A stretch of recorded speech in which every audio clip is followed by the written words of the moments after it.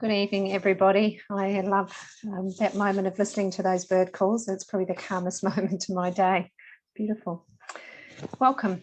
I'm Councillor Fiona McAllister, Mayor of Yarra Ranges, and very pleased to have you join me at tonight's webinar, which is around resilience and bouncing forward. I'd like to start by saying I'm very proud to have been born in the land of the Ngaitahu and Aotearoa. And very grateful to live in the beautiful lands of the Wurundjeri people in the beautiful Yarra Valley. I pay my deepest respects to elders past, present and emerging. So today we're here to continue the conversation about disasters, resilience and emotions. And the focus tonight, of course, is on reopening after several months of lockdown and, of course, the more than 18 months of a very heavy time that we've had as a community. And coincidentally, this session falls on the final day before restrictions start to wind back significantly across metropolitan Melbourne. So perfect timing to be having a session like tonight. And we all know from tomorrow, we are able once again to start to connect with those that I'm sure many of us have missed, to catch up, to explore a bit more further afield and do many things that we've been looking forward to for quite some time. Although the border still exists between metropolitan Melbourne and regional Victoria, that too isn't too far away from disappearing. Whilst there's a feeling of relief, I think for most of us, of course, it is around seeing friends and family and having choice again that we haven't had for some time. I think it's also quite normal, and certainly my experience, to feel mixed emotions as we step out, particularly given we're in a context that's very different this time. And whilst vaccination levels are increasing day by day, and our levels of vaccination rates in Yarra Ranges are actually very good, we're in a context with still a lot of COVID cases across Victoria. So it does feel different this time. And I've reflected often on the wise words of David Younger, who is our guest this evening to talk with us. We need to find our own speed. And I think tonight, I'm sure there will be many other words of wisdom from David and advice for us all in how to respond to the issues that we're dealing with. So much has happened. We've experienced disruptions, stresses, lockdown fatigue, concern, worrying for those who we love, who may be more vulnerable.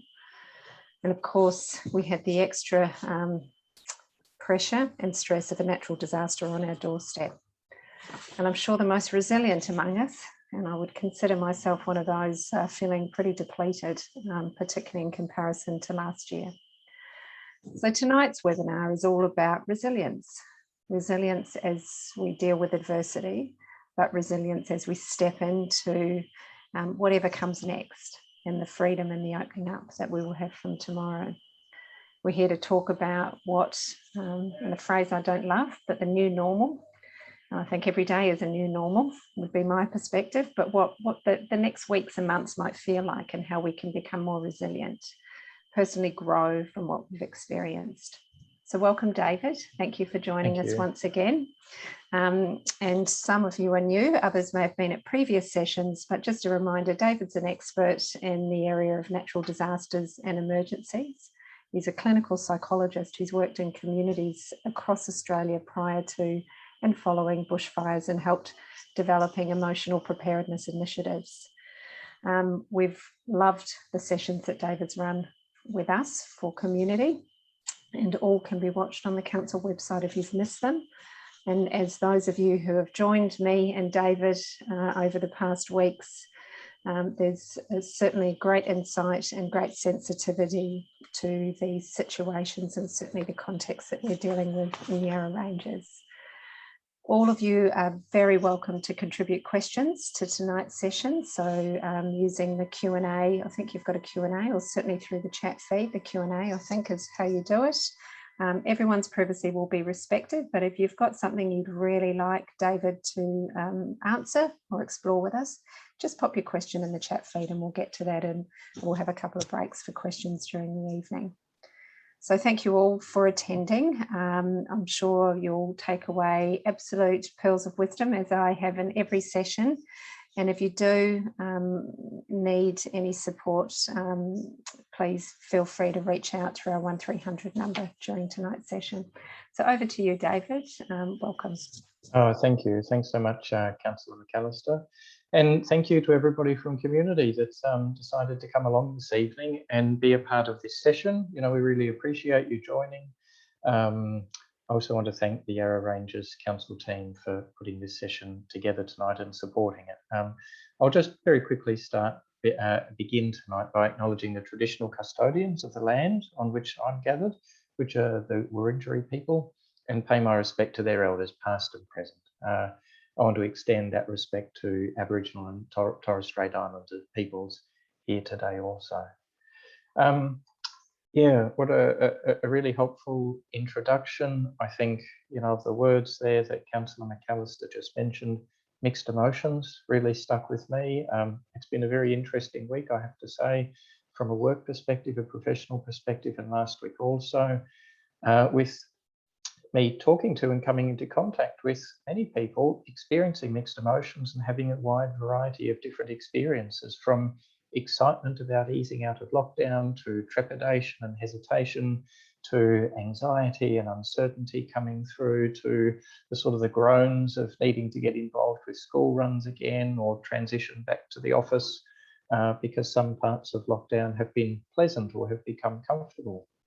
But either way, and no matter what your individual experience is, you know, we can probably all agree that we have all in one way or another been impacted or affected by this experience, by COVID and the pandemic. And some of those experiences will have been better than others.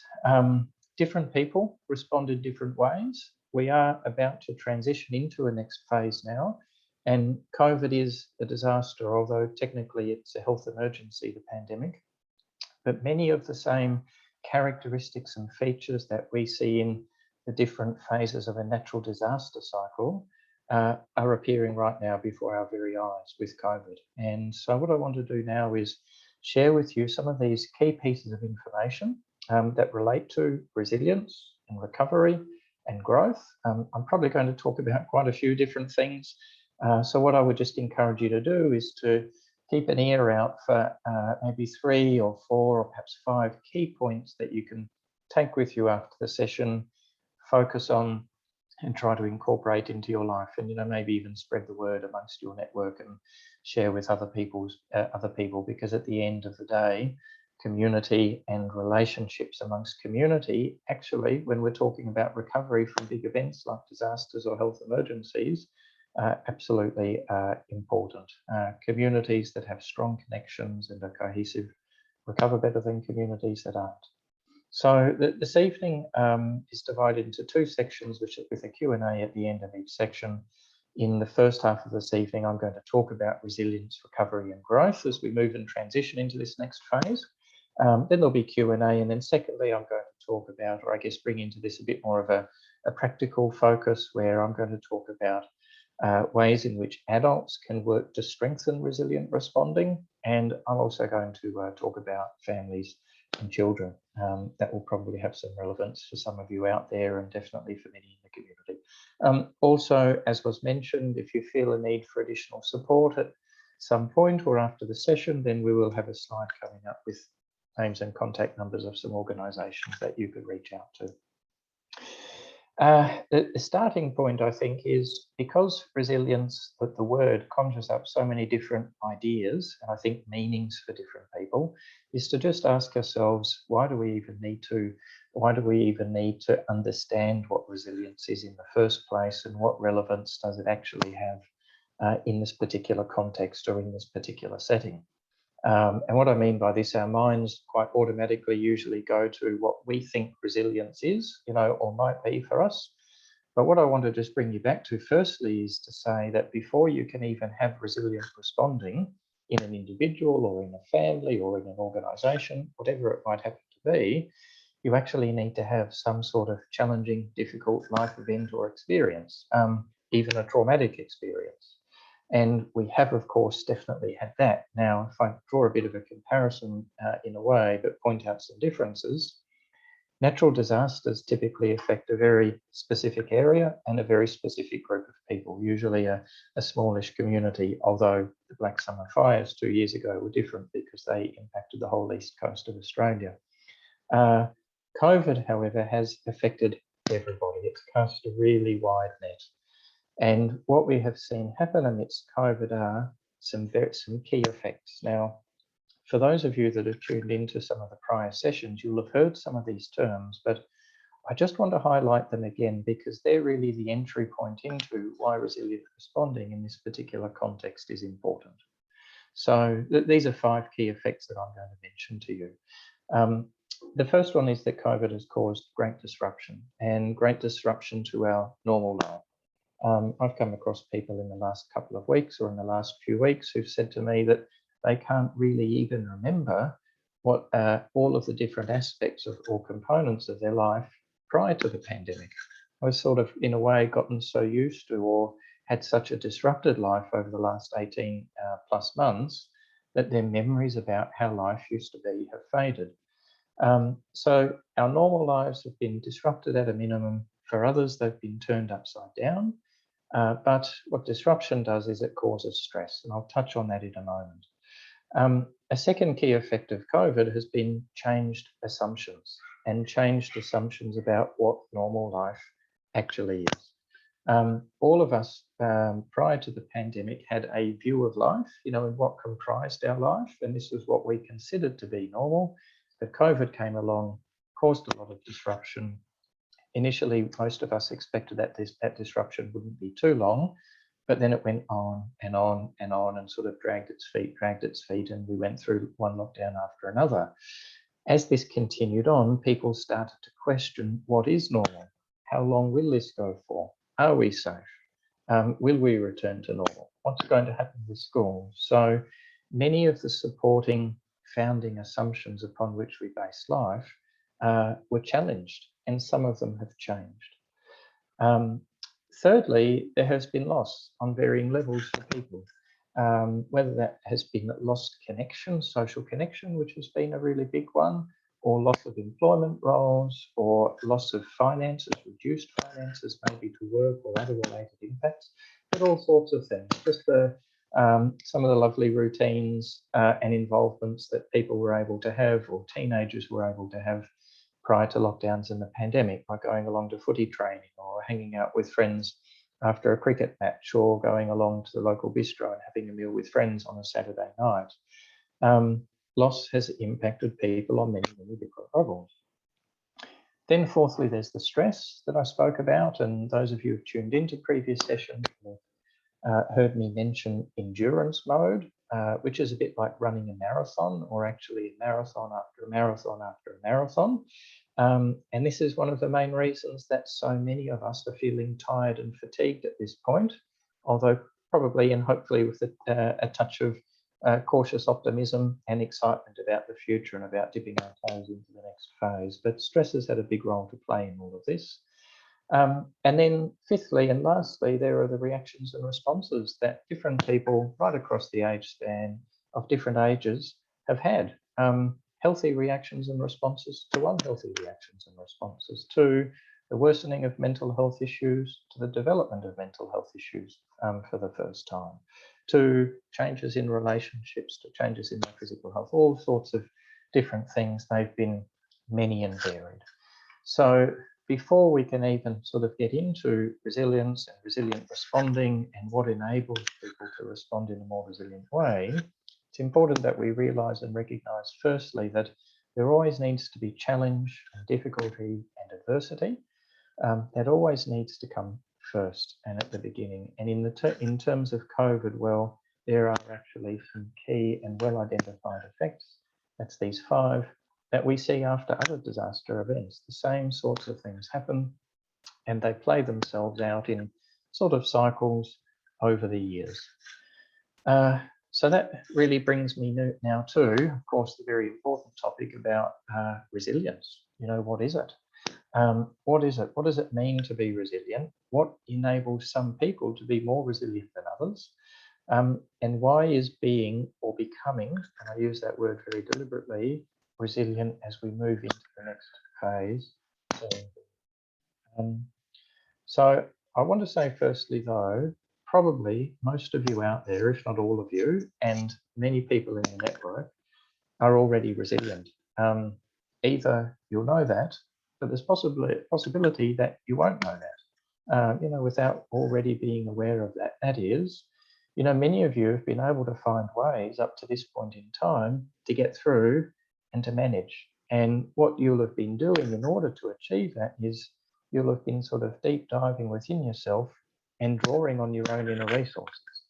Whether you knew you had them or not, that will have been part of what was happening. And you'll have been doing that probably without a lot of thought, just in order to face the challenges, to tackle the challenges and the problems, and to work to overcome them as best you can, with the idea of landing on your feet at some point.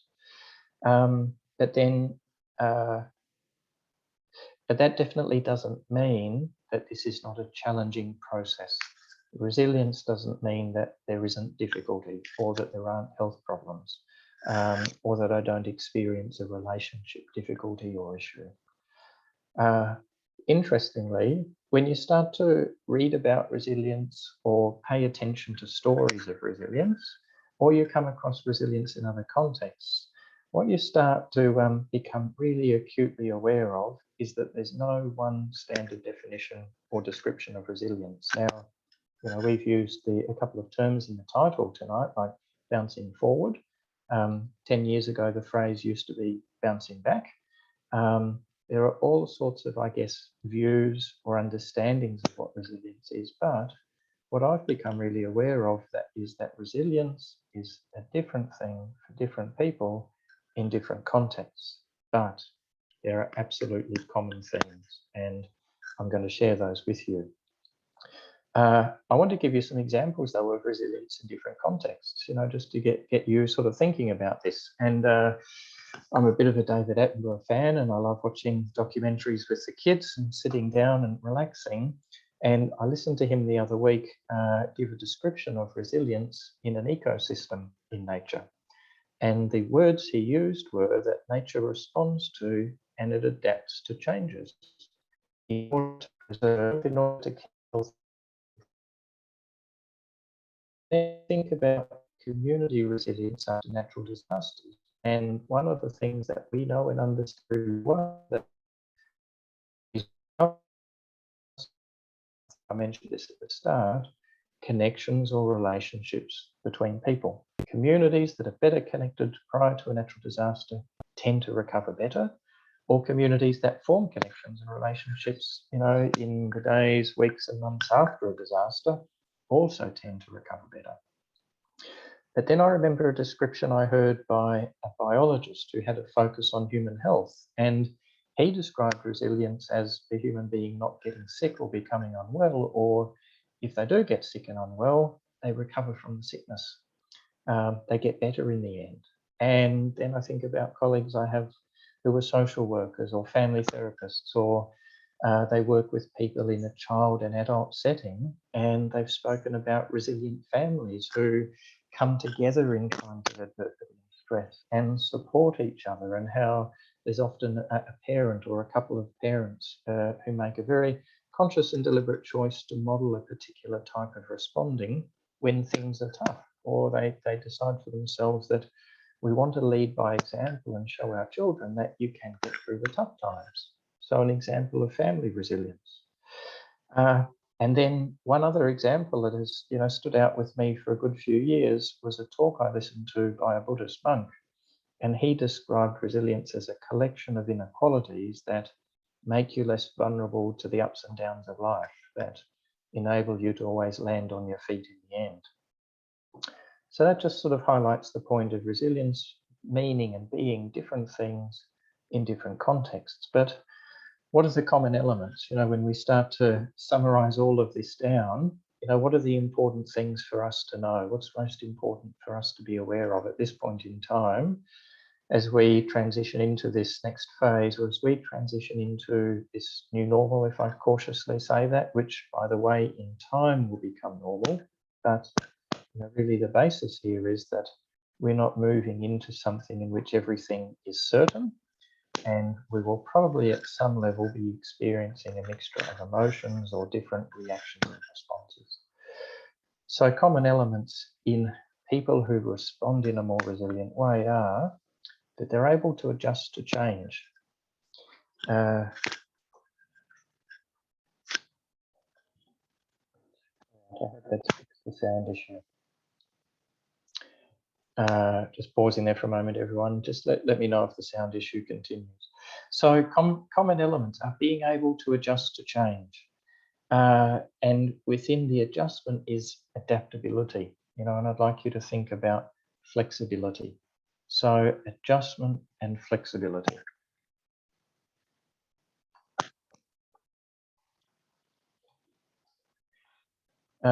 Also, another common element is being able to keep going while under stress, being able to persist and persevere. That's another common theme or a common element. And then staying healthy during periods of adversity or challenge, or, and this is a really important point, if you've become unwell, or you're feeling tired and fatigued, or you're anxious, or you're feeling low and flat, that's okay. In fact, I would say to many people at this point in time, that's quite normal and to be expected given what we've been through. But a common theme in terms of resilience would be being able to regain your health. And, we need to look forward and think forward and start to plan for how we're going to support that to occur. So what about characteristics of resilient people? What do we know about specific traits or characteristics or habits that people have that make them more resilient? Well, and this will make sense when you think about the common elements that I mentioned a moment ago. One is being able to remain calm under stress. Really important on an individual level and for adults, also really important for parents in a family setting. Outlook and perspective, and in particular, more of an optimistic outlook, more of the glass half full versus glass half empty is really important. There's what we call positive emotion and negative emotion, feeling good, not feeling so good.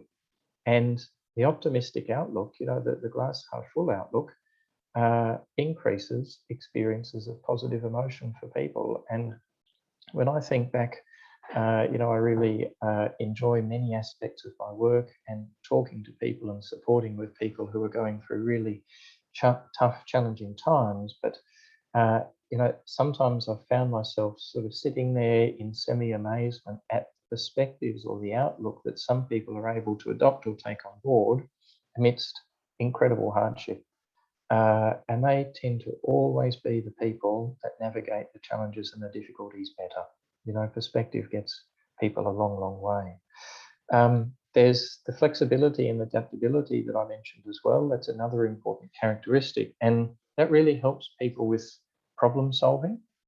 And then there's tenacity and perseverance, just an ability to keep going. And again, I don't mean keep going without taking a break or keeping going without planning to do enjoyable things, but I mean being able to continue going without becoming really unwell and needing to stop for a prolonged period of time. Also, there's being pretty certain and strong and clear on what you stand for as a person. We might think about our beliefs as a person, our views of life. Sometimes we call this moral compass. Our values is what we then start to go into. And it's also really clear that people who are pretty certain on these things, they also tend to respond a bit better. Now, you don't have to remember all of these characteristics by any means, but what I'd encourage you to do is to just pick 2 or 3 and focus on them. Perhaps ones that, as I'm mentioning them, you realise are not so much a part of you or a part of your life at the moment. Certainly, not everybody is optimistic, for example. Not everybody is flexible. Connection and support is another really important element to bring into your life, another characteristic. And now as restrictions ease and we have some opportunities to slowly end the social disconnection, and to reconnect, this is going to be something very, very important. We could in many ways talk about various things, but the social disconnection seems to have prevented a lot of people talking about and making sense of the experiences they've had across the last 18 months. I know in schools, as kids have come back, there's been a lot of talking and a lot of want to just play, and teachers have been wanting to talk to each other. I'm sure that's going to happen socially as well for adults as they start to catch up with family members that they haven't seen for ages, or friends as well. And this is an important part of being resilient, being connected and supported and maintaining and strengthening relationships over time. And just 2 more characteristics. I think there's 8 there I've counted. Strong interests is something else, and being actively involved in them. So you might think hobbies. We could just call them interests, things that you used to enjoy doing, and slowly returning to them, gradually getting back to them, but also in this whole process, not overloading yourself. And then lastly, maybe even think about setting yourself some goals, maybe just a couple of goals to achieve by the end of the year, and perhaps even a couple of key goals for next year, but nothing big or massively complicated, but just something that will give you things that will give you something to focus on and keep pulling you forward. That's the important role that goals have. Even if we're not thinking about them every day, we will think about them from time to time, and they will influence what we do in the moment. But what does all of this really mean then? And what's the relevance again to what we're going through now? So, firstly, you may stop to think about this from time to time, you may not have, but we are living through one of the biggest health emergencies that there has been, and it has really, really impacted people from all sorts of walks of life. Disruption, change constancies, loss, stress, reactions and responses, they've all become part of it. They've become part of the inherent effects and part of the inherent challenges. But they don't have to persist, and they don't have to, well, not indefinitely, and they don't have to impact in our lives profoundly forever. We can certainly play a role in the extent to which that happens, and resilient responding and incorporating some of these characteristics into our lives is an important part of that. What I want to suggest to you as well is that I want to let you know that people aren't born resilient. That's the first thing. Some people certainly have characteristics that will make them more resilient, but most people are not born inherently resilient. The really important thing here is that we can all learn to be more resilient. There's a level of resilience within all of us anyway. But when we're tested, when we're pushed, when there's great adversity, as I said, some people respond in different ways, but some of us will need a bit more of a helping hand, or need to work a bit harder, or will have become more unwell than someone else. Well, how do you work through that, or how do you overcome that? Well, apart from being resilient, you learn what impacts resilience, or what helps people become resilient, and you work on strengthening it. You work to build and develop your resilient responding, and you do that so that you can either maintain your health and well-being or regain it. If you feel like you're hitting the wall at the moment and you're completely tired and fatigued and sort of groaning at the thought of opening up and not being able to face it, well, now is a really good time to sort of check in and think about what you might be able to do to build your resilience. But another key aim as we move forward is to, rebuild a life of meaning for yourselves, a life that is pleasurable and enjoyable. But if I could also suggest, for it to be a life in which you feel like you've learned some lessons, maybe got some things out of this big experience that you can carry forward with you in your life. Now, that just brings me to one last topic before we go to Q&A, and that relates to something called growth. So actually, I'll take a step back. So resilience is in many ways a skill set that can be learned, and it can be strengthened. We can build it over time. Outlook plays a really important role, And those key effects that I mentioned, being resilient will help you re-establish your constancies in life, help you find your feet again and build that foundation again. But do find a speed and a pace that's right for you. Now, I want to bring something else into this, which I think is interesting, and just sort of push a little bit beyond resilience. And that relates to growth. Now, you might be thinking, what does he mean by growth? We've been through so much. This has been such a massive experience. It feels like I'm just dragging my feet and trying to survive and get through to the end. Well, when I say growth, I'm talking about personal growth. It's actually really well known and really well identified that people who experience adversity, difficulty, and multiple challenges and lots of stress in life due to all sorts of different things can not only be negatively affected by it, or can not only respond in a resilient way, but there are also people who can grow and develop. And you might have had an experience like this already in your life. So whereas resilience involves having that ability to be flexible and to adapt and to bend and to support yourself and tackle the challenges and find a way through them, personal growth really involved experiencing positive developments in areas or aspects of your life that didn't exist previously.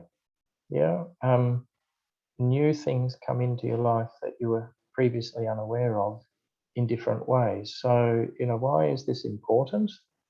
Given that it's actually something that can occur for people, well, it's because what I want you to do is think about not only recovering from what's happened, or not only being resilient as we move forward, but I'd like you to just keep the door open to the potential of growth in one or two areas of your life, because we never ever really grow and develop in life without challenges, and difficulty. And undoubtedly you'll have had lots of experiences in your life already, whether you were a child, an adolescent, a young adult, midlife, where some big challenge took place and then something changed at some point, maybe even just once in your life, but something changed for the better as a result of that. And it's easy to lose sight of that, I think, when we're stressed and just trying to keep our head above water. But I guess the other part to this is encouraging you to play an active role in the creation of your new normal, and maybe not just necessarily sitting back and letting it happen. We don't necessarily have to, like within reason, go back to a life that was exactly the same before. For some people, that won't be possible. And there probably will be, when you have an opportunity to actually stand back and reflect and think about this 2 years, things that you might want to change about your life or do differently. I can think of countless people who have had major trauma or disaster experiences, or just really, really stressful experiences in life, who, as a result of those experiences, have formed new relationships or strengthened long-term relationships, or have decided that they wanted to change career, or they've got a new appreciation of life, for example, or they've learned something, like they have a deep inner strength that they didn't know they had before. And these are examples of growth, people growing and developing. But what most people don't realize is that when there's growth like resilience, there's always hardship and challenges. There are these different paths, but we can be walking down these different paths at the same time. It's not that it's just one or the other. So keep the door open to it. What contributes to growth? I'll keep this brief. Well, there's these key themes creeping through. You'll hear them. Being able to manage stress. It's really important. Stress affects us as humans in many different ways, and it certainly shuts down our brain and prevents us from seeing the big picture. It keeps us locked onto problems. We don't think creatively. I know there are things that I have built into my life over the last 15 years that help me disconnect from the work I do, take me into a different space. I kind of zone out, but in a very pleasant way. And it's in those moments where new perspectives just come in, they appear. And these new perspectives help solve problems, solutions appear, some learning presents itself. Strong interests are really important, but I mentioned that earlier on in terms of resilience. So that's another key theme coming through. Empathy and compassion for others is something else that we know helps people grow and develop. Self-confidence, being supported, and then, as I mentioned, you always need to have the hardship and the adversity to sort of get the ball rolling in the growth process. So, as I said, I just want you to just gently and gradually, find your feet, not only reflect on the last year and a half and try to bring some meaning out of that while also creating just a little bit of a plan for the future and how you're going to support yourself to recover and respond in a resilient way. But even just hold on to this idea that there might be some opportunities here to change and to tweak aspects of your life for the better so that you come out of this having experienced growth, not just a really, really difficult, challenging experience that instead feels like, I only just got through it. Having said that, just getting through it is still a really good outcome though. So I might just bring things, I think I'll pause there and we'll move over to Q&A because I think there could be some questions coming through. Thanks, David. Interesting, isn't it? That very, I'm pondering your point about you might actually be quite resilient. I think at times like this, we perhaps are, quite challenging of ourselves when in fact we've all endured quite a lot. So that's probably right. We're pretty resilient to start with. We do have a couple of questions. So you mentioned the importance of connection, and I know certainly that's one of the kind of pillars of well-being and resilience, and is a factor that's really important in communities that do bounce forward. So, we're in a context at the moment where suddenly connection is going to come at us perhaps faster than we want. Yeah. So I'm not 100% sure what my question is, but I know that that's creating some anxiety for people. The tension between wanting that connection, but maybe not feeling ready for it, or not wanting to move at the same pace as others. So I guess what advice would you have for us around that? Yeah, to take things really slowly and gradually, because if we just bring ourselves back to the nuts and the bolts of it, in the context of lockdown, we've been socially disconnected to a pretty significant extent for a long time. Here in Melbourne, because we've had 6 of them, this kind of strange thing has happened where some adjustments have occurred within us to try to manage that, in a way to try to get used to it. The body and the mind is all about adjusting, and adjustment takes time. So I think if I'd spent 5 to 6 months not coming into contact with large crowds, well, which has actually been the case, it might be a little bit overwhelming if I suddenly went out to a hotel or a bistro and I'm not sure what the density limits are, but there's a big group of people there, for example. I might just find, without expecting it, that I'm feeling a little bit awkward or overloaded. I might not even be able to put words on it.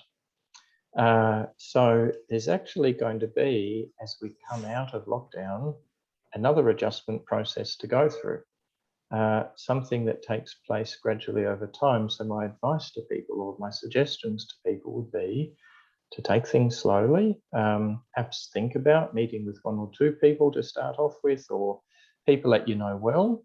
If you feel comfortable with that, then go to larger groups or other social situations or events. Look, it's also, again, because people are so different, I think just be important to check in with yourself, and based on your knowing of yourself, try to self-identify or pre-identify, is it an idea for me to head down to the high street in Yarra Glen on Saturday or Sunday, because it may well be jam-packed?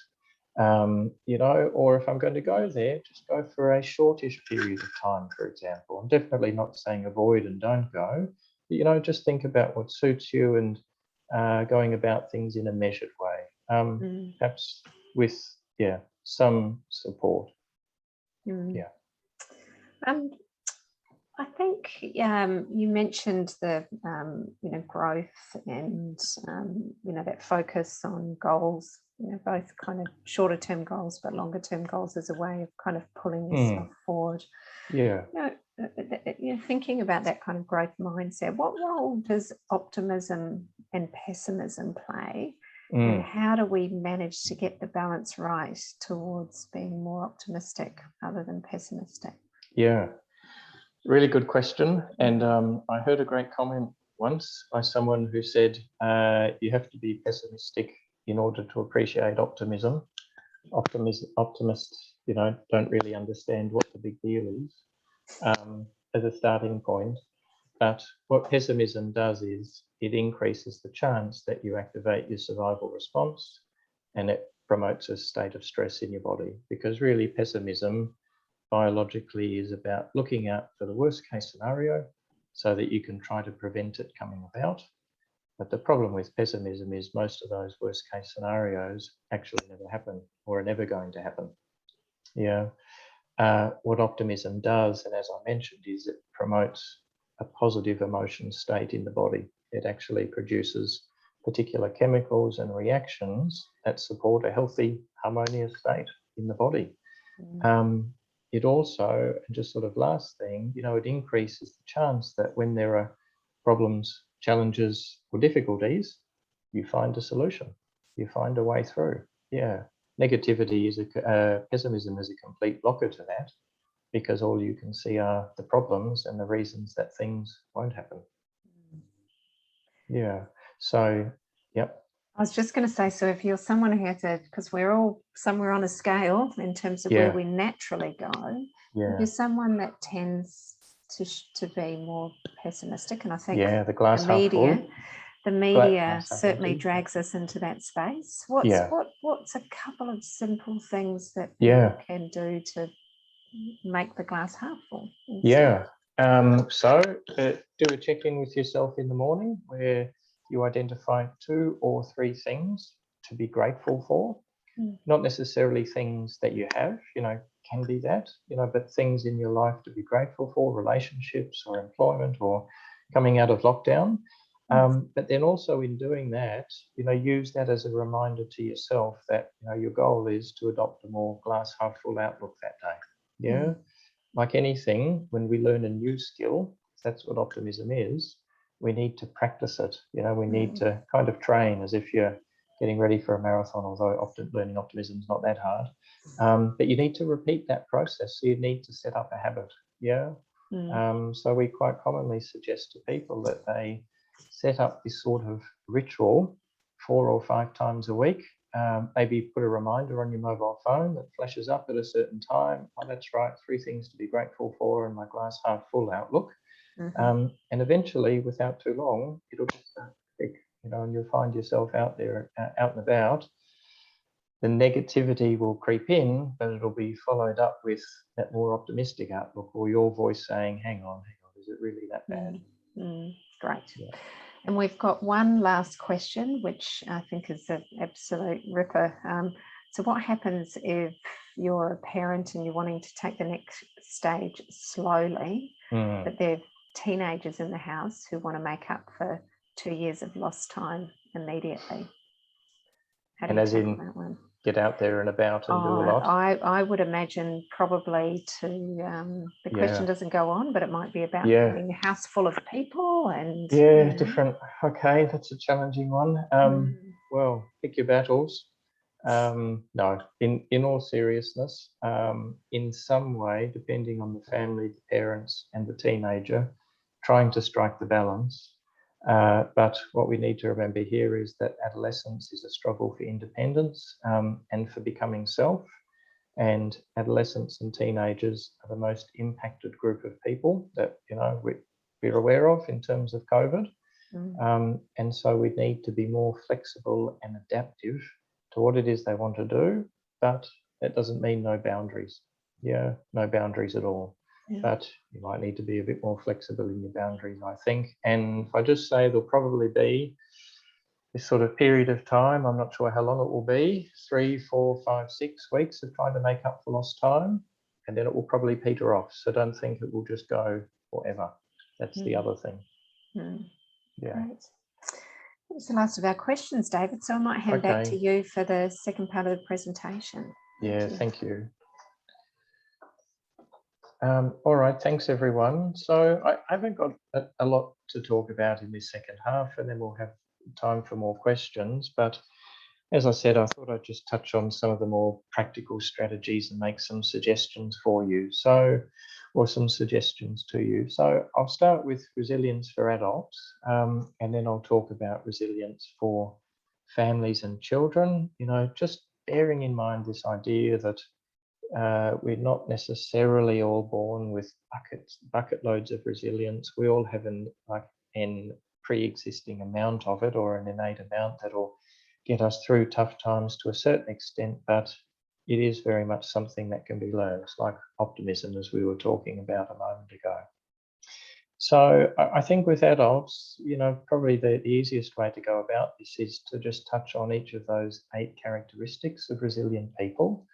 The first of which was managing stress. And I think I even said something like managing stress and remaining calm. So we're almost at 2 years since the pandemic started. Many people have been stressed for a long period of time. As a result of that, it's not at all uncommon for people to have lost contact or connection with themselves because their focus has been on other things, other challenges and other issues. So strategy is to check in with yourself, as we again take this step, take some time, plan some time for yourself and check in with yourself. Where am I at? Where am I at emotionally? Where am I at psychologically? Where am I at physically? What are my relationships like? Learn to recognize signs of stress as well, and I'll mention some to you. Increased heart rate, short, shallow breathing, temperature changes, indigestion in the stomach, headaches, aches and pains, disturbed sleeping patterns that weren't there before, changes in dietary habits, often craving sugary foods or the junk fatty foods, even loss of interest in activities. So these are common signs. And then have a couple of techniques that you're going to use. Now, these are always many and varied. Again, different things work for different people, but listening to music, can be a good positive distraction and take you psychologically and emotionally into a nice place. Physical exercise and activity, we're well and truly in spring. The warm weather is absolutely coming. Get outside, get some vitamin D. Maybe if you want to do even something that's a bit more formal in terms of stress management, download a free guided relaxation app or a guided meditation app. There are oodles of them out there available through the Play Store or the App Store, and set aside 15 minutes a day to sit in a comfortable chair or lie on your bed or sit on the porch and listen to that, and just sort of teach yourself how to go down into a relaxed physical state. Optimism, well, I touched on that a moment ago, that question, so I probably won't cover that again.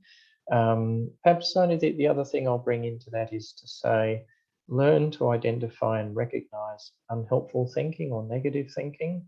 And when you identify it, very deliberately challenge it, change it and replace it.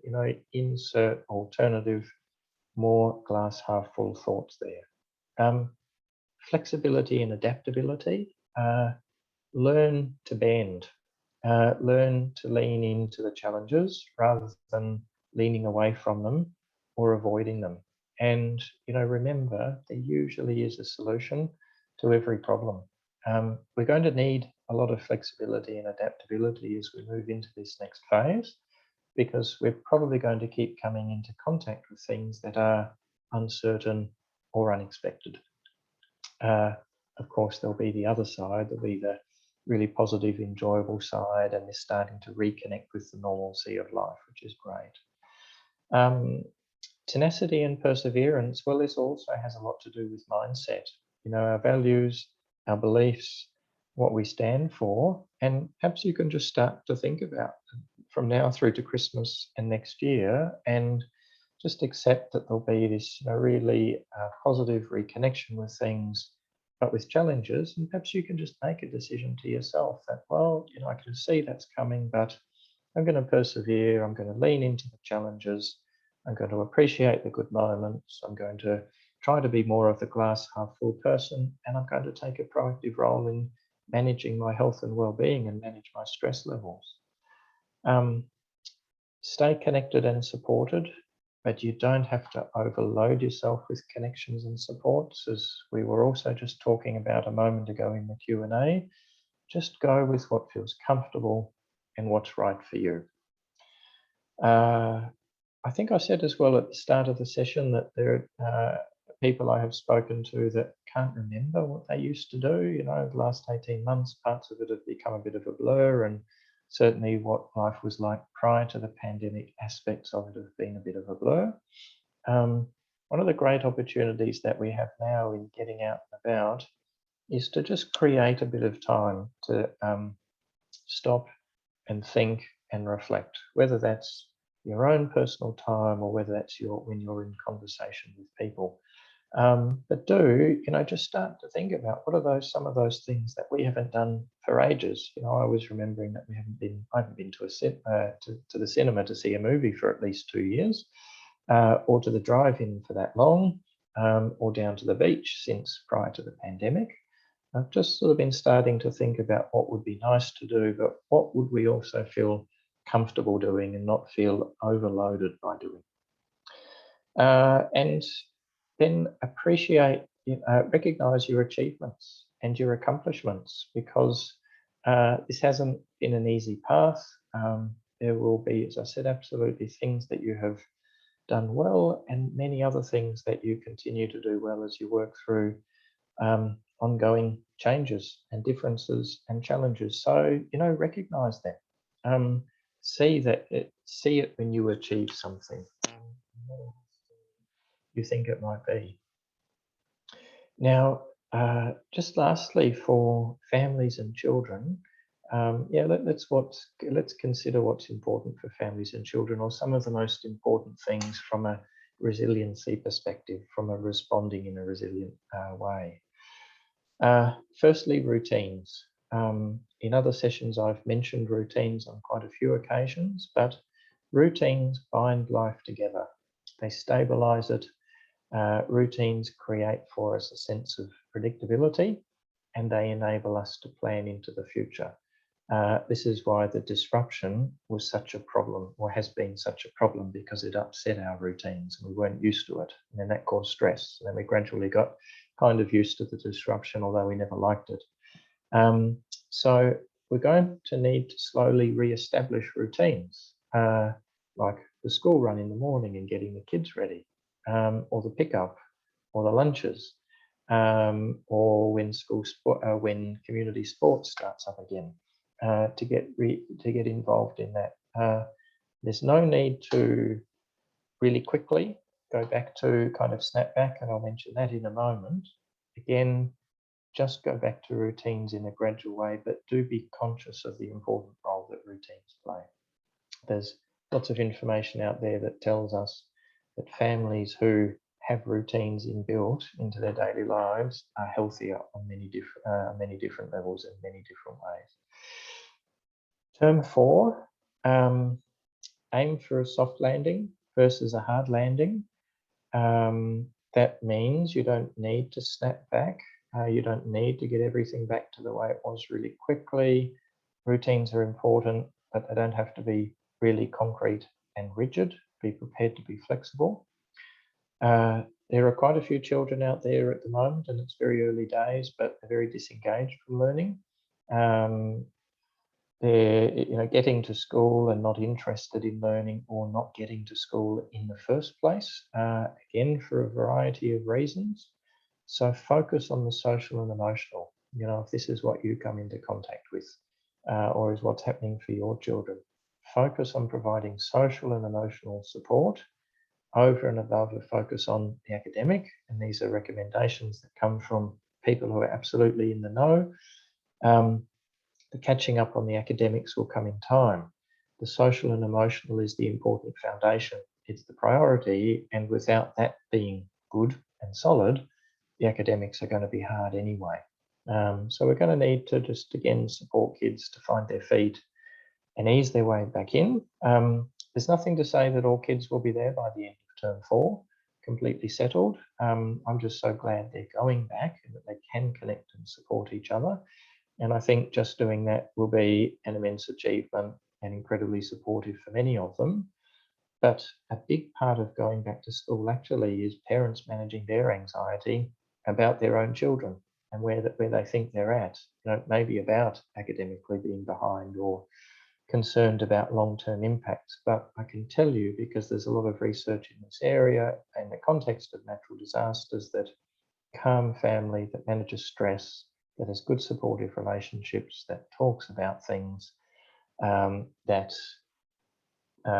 makes meaning out of challenges and problems and talks about lessons learned, experiences less long-term and profound impacts. Again, connection, but other things are important too. Thirdly, and just a few more here, coming out of lockdown, well, give thought to this. If you haven't already, just start to plan a bit. Plan not excessively or overdoing it, but just think about what you might do as a family between now and Christmas, what you might do with your kids. Again, you don't necessarily have to go out every single weekend or both days on the weekend, but just sort of think about what, talk to your children and find out from them what they're interested in doing, involve them in the process as well. Listening and attunement, is another key point that I want to make here. So hearing the child's voice in all of this, and understanding and recognizing what they're telling us, or maybe what they're trying to tell us, and then responding to it. And I know in previous sessions I've spoken about younger children often or sometimes not having the language skills to use to describe the experience they're having, and that they don't have the collection of life experiences that we have as adults. So it's harder for them, or they'll say different things to describe what's occurring for them, which as an adult we won't pick up on if we're not tuned into them.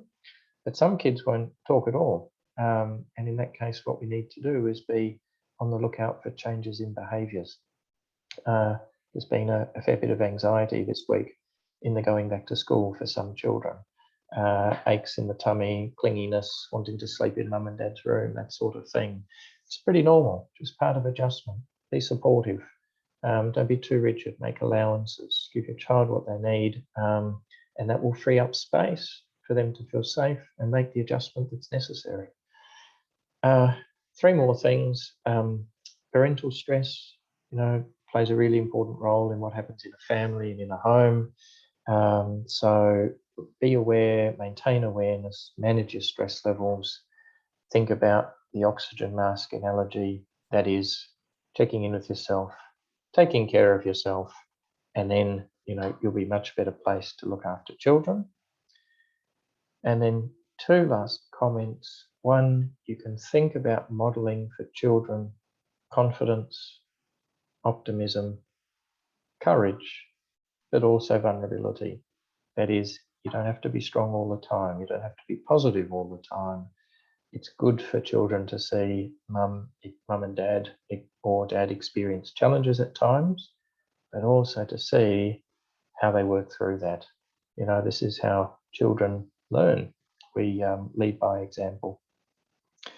And then in all of this, if we think back to growth and that potential for growth for us as adults, there's potential here to contribute to our children's lives in a meaningful way and to set them up in a positive way. And we can do that through conversation and discussion and working to make meaning, to make sense of parts of what's happened. As humans, we talk, we use language. That's how we gain perspectives and reach understandings. children are no different. So whether it's you're in the car, driving out to the park or driving home, or if it's at bedtime is often when it tends to come out, children say things, just let them talk and ask them a few gentle questions. Maybe some inquiring questions, but also when they demonstrate, children often want to make a contribution. They want to share something with you about what they've noticed. Just really hear that and validate it, respond to it in a positive way. And each time you do that, it's like putting a drop of water in a bucket. You're adding to their knowledge, their understanding, their development, their personality, and these experiences will work to help form who they become as an adolescent and an adult. I might just start to bring things back to the second Q&A, and I just wonder if there are any other questions coming through that we could touch on. Thanks, David. We just have one actually to follow up, which is a very interesting one, talking about some people may feel survival guilt if they've not been affected in the ways that others have, and are not feeling that they're deserving or should have that connection and that freedom again. So how would we respond or support people who might be in that emotional state? Really, another really, really good question. And absolutely, there are people experiencing that. Well, firstly, what we just need to be aware of is that guilt is an emotion that we experience as people when we think we've done something wrong. That's why we get guilty. That's the essence of guilt. And now if we just stand back and think about this question and survivor guilt, it doesn't really on one level make sense to think I've done something wrong by not having a bad experience as bad as somebody else's. So what's going on here actually is that a person who experiences survivor guilt has those emotions because they care deeply, or they're empathic and compassionate towards someone else's suffering, their challenges and adversity. That's really the essence of that reaction. So for people out there who are experiencing survivor guilt, take this on board, because, it's a reaction, it's a symbol of you're caring for others. But if we're a person that is talking to somebody with survivor guilt, we can just very gently and gradually and sort of simply unpack this, but really work to validate, I guess by that I mean, let a person know that their experience is just as relevant and meaningful for them as it is for somebody else. Someone else might seem to have had a bigger experience, but that doesn't necessarily mean it's a more significant experience. Theirs is theirs, your experience is mine. It's all relative in a way.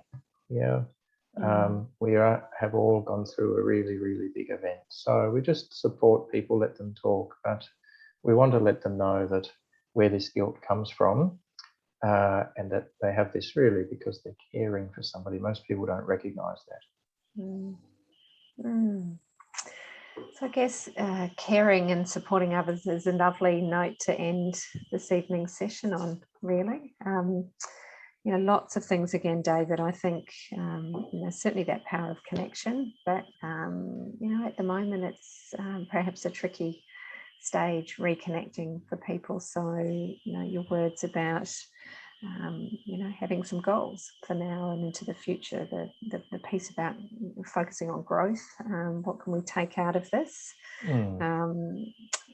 Gratitude, I think, as a way of making sure you fill your glass back up and look at things with more optimism. And again, as a parent, I think just that reminder of projecting confidence and optimism and courage, but it's okay to be vulnerable. Yeah, absolutely. And maybe a component of resilience as well is, tolerance when there are so many sort of differing views and opinions emerging at the moment. So then we just try to keep the hot emotions and the high emotions at bay, because things will gradually settle and sort themselves out over time. This is all very fresh and has been coming up really in just the last couple of weeks. Yeah, and I think also we're all a bit worn down, so we're a bit quicker to feel emotional about things. Yeah, absolutely. So thank you, David. Another great session, and I'm sure those watching live would, like I did, find it again a reminder of some things that we all we forget to practice, and also some new advice and insights as well. So thank you for joining us in this series. And no, thanks for having me. Yeah, and hopefully this has set those watching up for whatever comes over the next few days and weeks and months, set them up a bit better, and making them feel a bit more prepared. Yeah, I hope so too. Yeah, thank you, David. So thank you all for joining us. These sessions are on the council website, so do go through to the Yarra Ranges website, and tonight's one will be uploaded along with the other ones that David has joined us for. I'm sure we've all, as I said, taken things away. And if you do have further questions, there's been a couple in the chat that we'll follow up on, but please feel free to reach out to our community recovery team at communityrecovery@yarraranges.vic.gov.au. Those links Linda's very kindly popping into the chat feed, or call our 1300 368 333 number if you want to talk to anyone or seek advice or support, or have more questions after the event. Thank you again. Take care, stay safe, and we'll see you all soon. Thank you all. Good night.